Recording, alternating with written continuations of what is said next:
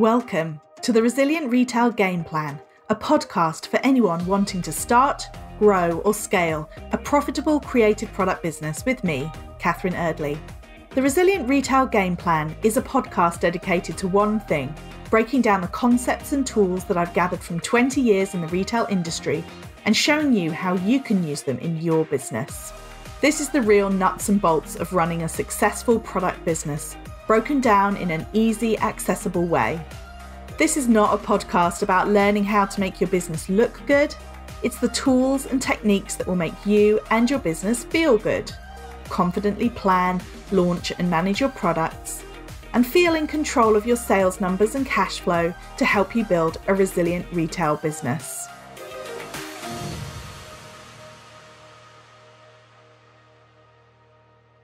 Welcome. It is episode number 82 of the Resilient Retail Game Plan. My name is Catherine Eardley and I'm your host as well as the founder of the Resilient Retail Club.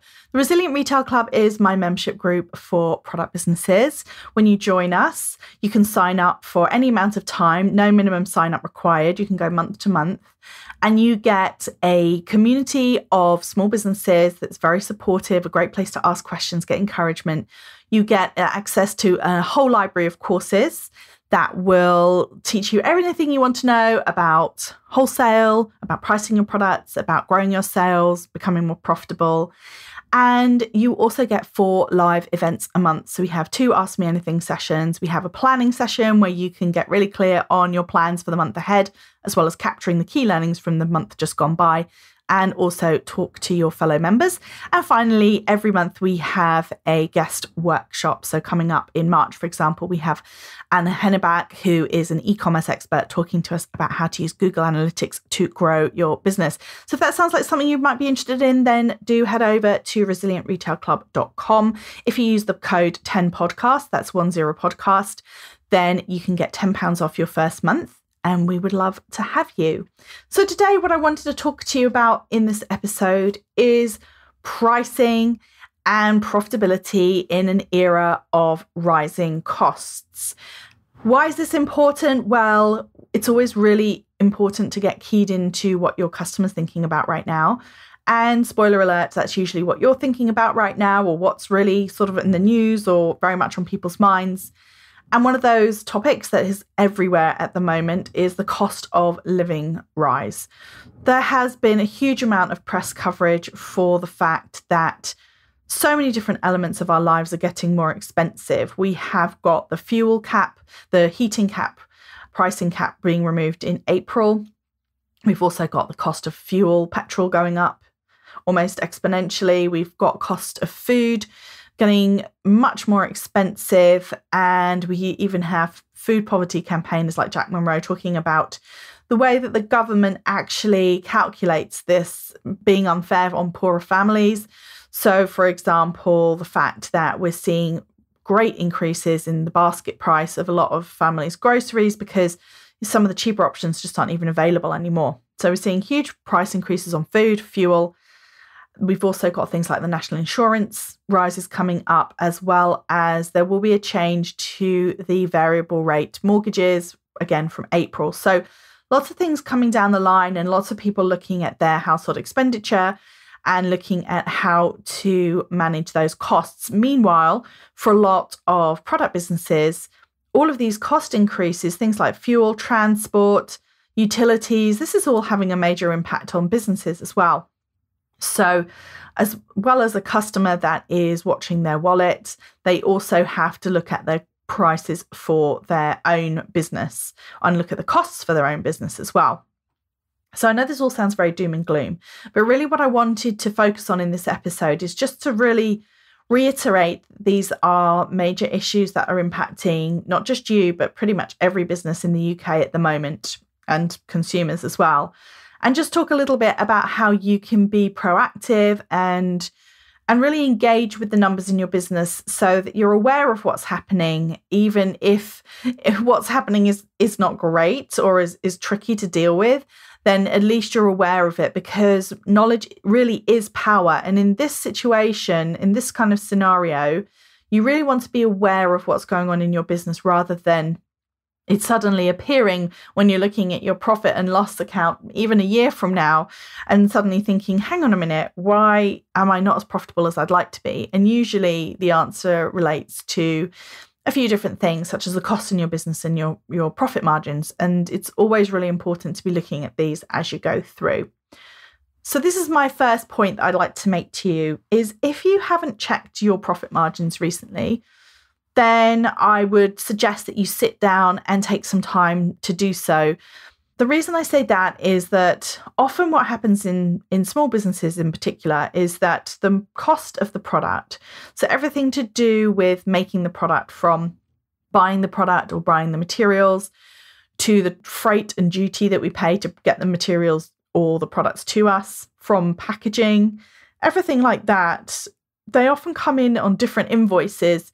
So sometimes you even miss the fact that they've increased, and one invoice might cover enough for 100 products and one might cover enough for 50 products. Unless you take the time to sit down and really analyze your profit margins, you're not necessarily going to see how much money you're making every time you make a sale. You want to sit down and go through, break down for every product that you have in your business. For some people, if you're reselling, then this is going to be fairly straightforward. You're just going to be able to look at the price that was on your last invoice. But if you're making or manufacturing the product, you've got to maybe do a little bit more digging and pull all the different invoices that are relevant. If you're a club member, then we have a profit margin calculator in the club to help you with this exercise. Effectively, what you want is a spreadsheet where all of your costs are broken down by unit, so you can understand exactly what your profit margin is. And as I said, even if you've done this exercise, let's say you did it 6 months ago or a year ago, I really strongly suggest that you pull it out again and you check all of those numbers and you have a look and see, last time you got an invoice for your packaging, for example, what was the pricing? So it's a really good way to avoid sleepwalking, if you like, sleepwalking into increased prices, because what you're doing effectively is sleepwalking into giving yourself a pay cut, because all of these price increases, unless we have a look at them, unless we look at our own pricing, then what they're doing is they're eating into your bottom line. So you want to know about this, you want to know what's going on, because you may have to make some decisions. There may be some products that were kind of borderline before that you just don't think are profitable enough anymore, that you might have to discontinue. There might be items that actually still are really profitable that you want to focus on more and try and do more with, because that seems to be where you're getting a better profit margin. So definitely do the exercise, sit down and go through it. Now, one of the questions I always get asked in this scenario is, well, what should my profit margin be? And that is slightly tricky. It's a little bit of a how long's a piece of string answer. Really, the higher, the better in a way. Obviously, a lot of small businesses struggle with profitability. If you're purchasing products in from other people, you will be at pretty much a 50% margin, because that's the way that wholesale pricing is set up. If you are somebody who is making products or having them manufactured for you, you really want to be in that 60 to 70% margin bracket. And the closer to 70%, the better. If you're somebody who then wholesales your products to other people, you really need to be closer to 70% in order to make it profitable, to make it worthwhile. You certainly can build a business around a 50% profit margin. I mean, that's definitely what people who buy in from other makers do. It just makes everything much trickier, and you certainly cannot wholesale out your products to other people if you're making a 50% margin, because there just won't be anything left. That's why I always assess your profit margins based on your retail price and use that as a gauge, because if you're making a 70% margin at retail, then you are likely to be okay at wholesale, for example, when you're selling at wholesale. Ultimately, what you want to do is effectively try and eke up your profit margins as much as possible. So even though there isn't one particular number that works, and there are exceptions as well. So for example, you might have a 30% profit margin, but if every time you sell an item, let's say you've got high price items, every time you sell an item, you make £200 of profit, even if that's only 30%, then that might be workable for your business. I'd say, though, most people are going to struggle if their profit margins are much below 50%. Back to reviewing your margins. The other thing as well is to understand how they're tracking. So, for example, if you were at 52% last year and now you're at 49%, then that's something to note, and you want to maybe try eking that back up towards that what it was before, as opposed to trying to work towards a specific number. the most important margin to know is your own margin. And then also when you're tracking it, to make sure that it's moving in the right direction and you're doing what you can to try and offset any price increases. So what do you do about price increases if you've seen price increases on your expenses? Well, then you have to make the decision. Are you going to absorb them or are you going to pass them on to the customer? And that is a really tricky decision to make, and effectively one that every business owner has to make for themselves. The British Retail Consortium, when I was doing some work on trends, certainly their view was that pretty much everybody's going to have to put their prices up. It's all about how you do it. Do you do it little by little? Do you do it all at once? Do you talk to your customers about it? Are you really transparent? There's an argument for either way. You can either just be very transparent and tell your customers that you're putting your prices up as a response to doing a review of the business. And in order to keep doing business, you've got to increase your prices. And then even telling them, okay, well, I'm going to increase that price in 3 months or maybe in 2 weeks even, rather than giving them a super long window. And if you want to purchase at the original price, do so now before the price increases. That's certainly a valid thing for you to do. Or you can choose to not tell your customers and just increase them and see if they even notice. You may be surprised. People do not pay as much attention to your prices as you might think. The other thing as well to say is to definitely reassess all your prices. So, for example, if you do usually a competitor analysis where you look at what other people are selling their products for, update that information. If you haven't looked at your competitors' prices in the last 6 months to a year, you might find that the whole marketplace has shifted because everybody's dealing with the same thing. Everyone is dealing with these increased prices. And have a look at where you now sit, because it could be that you're thinking to yourself, oh no, everyone always sells, t-shirts for £28. But then you go ahead and look and you realize that a lot of the people who are making their products in the same way as you have increased them. I would then say, once you've made that decision, decide, are you going to absorb it? How are you going to communicate this to customers? Are you going to do half and half? Maybe you slightly increase your prices and absorb some of it. Once you've checked what your competitors are doing, and then have a look at your actual pricing and see what you can do to tweak it up where you can. Often you'll find that if you stay underneath particular milestones, as it were, or psychological barriers in pricing, that tends to be better. So if you were at £16, could you go to £18?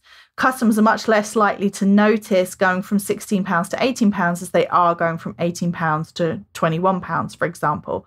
So think about where you can just eke those prices up slightly, or just play around with them and see what you can do. It could be that some products you just can't change. You just feel like there's a ceiling to the price and you just don't think you can do it.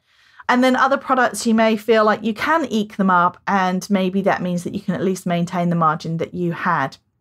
But just have a play around and do what you can, and don't feel like you have to do everything all at once if you don't want to. Maybe you try tweaking up a couple of things.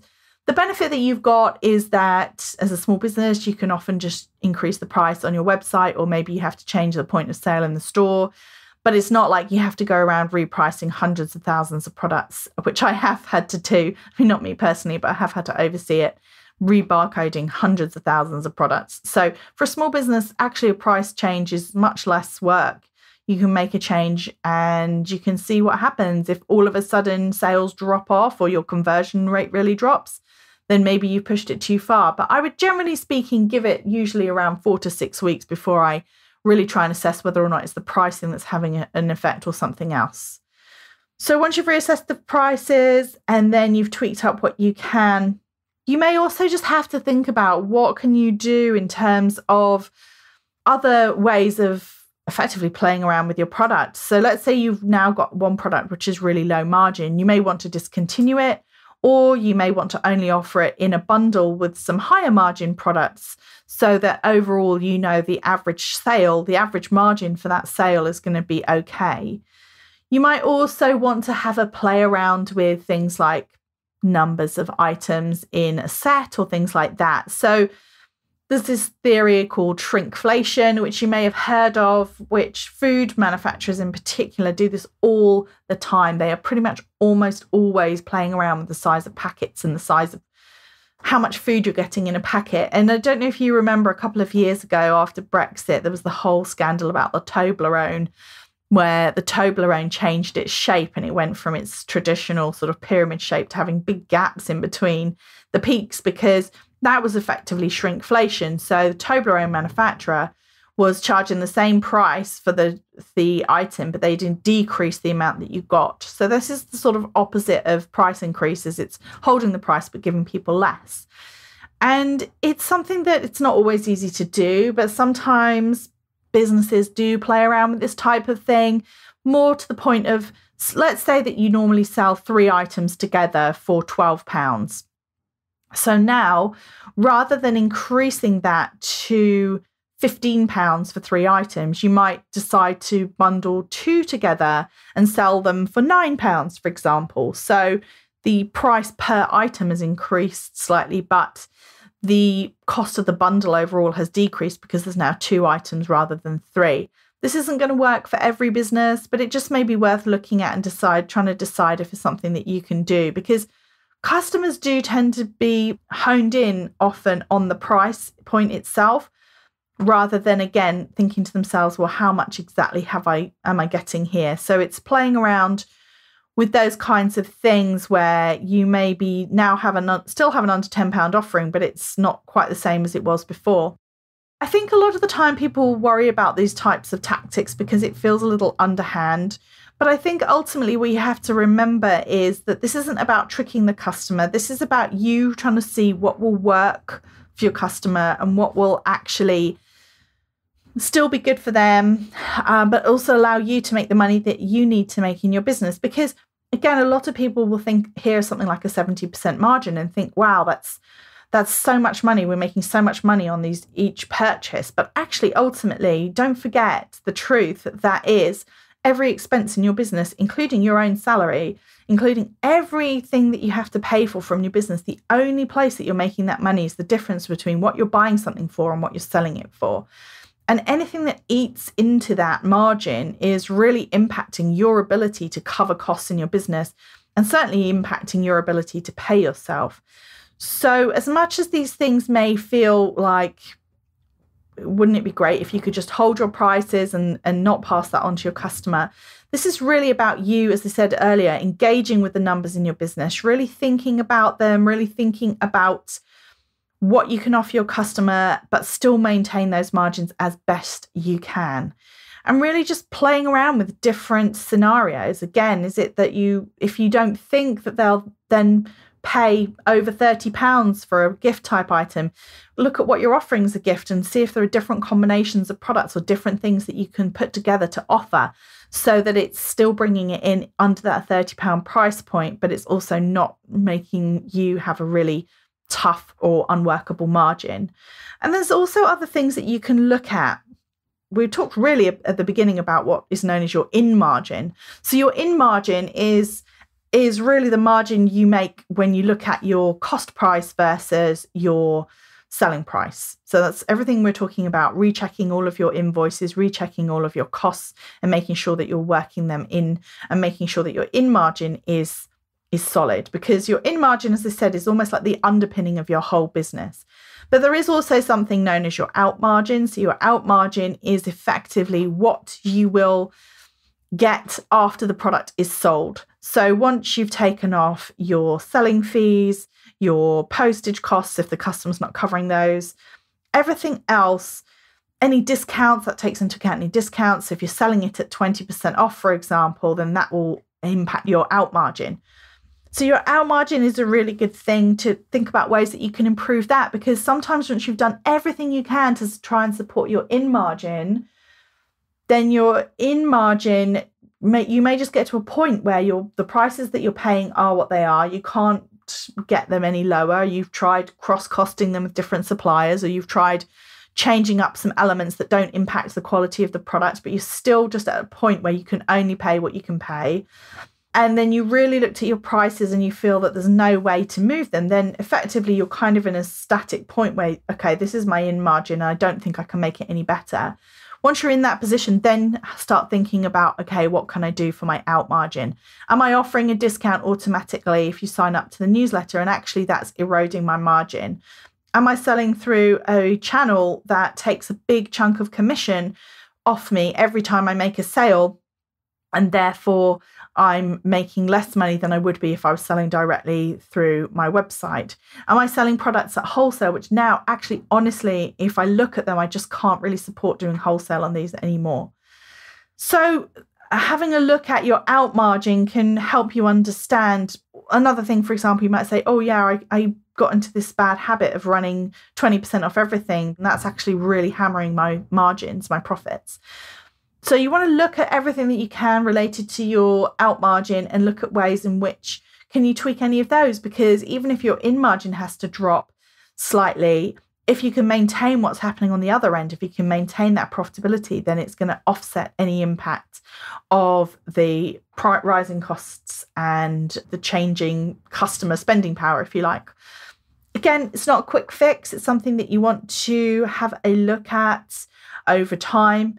But just be aware of where you might be losing profit on the sales end. And one of the easiest ways to look at this is if you can download, for example, the transaction data. If you can, usually most websites, even if you can't get a nice report, you should be able to somehow download all of the sales that you've made and have a look at, what are you actually selling things for? Are you actually selling, if something is £12, typically speaking, do you sell it for £12 or are you normally selling it for 10 because people are using an introductory discount, this kind of thing? So look for where you might be losing profit on the other end of the spectrum as well. Think about your sales channels. Do you need to put more of an emphasis on your own channel? Would that help with your profitability? Because typically the place that we make the most money in a product business is through our own website. So there's lots of different things that you can look at. But again, only if you're engaging with your numbers and only if you're engaging with what it is that you need to do and what's actually happening in your business right now. Because if you ignore all of this, then as I said, the downside could be that you get to the end of the year even and you look at your profitability and you think, hang on a minute, I sold more than last year. How come I'm making less money? And it'll be because things have crept in to eat into your margin. For example, the rising cost of everything. And if you're not aware of that, it can be something that just becomes apparent to you almost too late to do anything about it. So do what you can, check your numbers, have a look at them, do engage with them. If you are in the Resilient Retail Club, feel free to post in the Facebook group any questions you might have about your numbers. And then I think the final thing just to say as well is that there's a lot of concern about the fact that customers are nervous, which is fair enough because when customers are nervous, they tend to have less spending power. But I think really the emphasis for this year is always about the customer. It's always about working out what the customer wants. But I cannot stress this enough. This year of all years where the customer is feeling a little bit of the pinch, then you really want to think about what is going to make the customer buy, because people will still be buying. They'll still be purchasing. They'll still be purchasing for birthdays, for self-gifting. They'll be purchasing for all of the big gift occasions, like we've got Mother's Day coming up, for example. So your job as a product business is to really, really tune into what your customer wants, because that is going to be what helps you maintain your sales, maintain your connection with your customer. And there are always opportunities, even when times are tough, there are always opportunities to make sales, to reach out to your customers. And the more that you make them feel like purchasing from you is the right decision, don't forget there's also a huge move. People want to support small businesses. So there are definitely all still to play for, but it requires you to really engage with your numbers, be realistic about what's happening in your business. And number two, to really think about your customer, and not just your customer in general, but your customer right now. What is your customer right now, today, thinking about, and making sure that your messaging, that your products, that the way you present yourself, the way you talk to them really reflects what's going on for them right now, as opposed to just thinking more generally about customers in general, but just really thinking about what's happening for them in 2022. I hope you enjoyed this episode. I appreciate that it sounds like a little bit doom and gloom when we talk about rising costs. But what I really want you to take away from today is that there are ways of mitigating these increases, but it requires you to really be tuned into what's happening. So run your numbers, have a look, have a think about what you can do, have a think about ways that you can keep improving your business and keep improving your profitability. And why not come over to Instagram at Resilient Retail Club, tell me what you thought about today's session. And if you do run your numbers, tell me what you found, because it's always really fascinating when people tell me what they actually found when they ran their numbers. A lot of the time there have been shifts, so if you haven't checked your invoices recently, then check them again.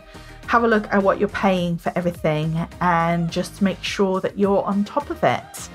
If you have a moment to rate and review the podcast, I would really appreciate it. It makes such a difference. If you are in the Spotify app, you can now rate it.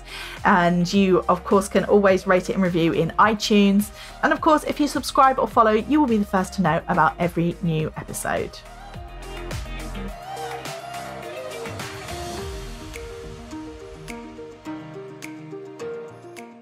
If you've enjoyed this week's episode, then I invite you to check out resilientretailclub.com. The Resilient Retail Club is the membership for anyone wanting to start, grow or scale a profitable product business. No more trawling Google trying to find the answers to your questions or wading through general business advice that speaks mainly to service-based businesses. Whether you're still at the idea stage or you've been going for a while but want to get more focused and organised when it comes to your business, the Resilient Retail Club is the place for you. With a library of courses tailored to creative product businesses, several live sessions a month, and a supportive and active community, the Resilient Retail Club is the perfect membership to help you hit your goals faster. Check it out at resilientretailclub.com.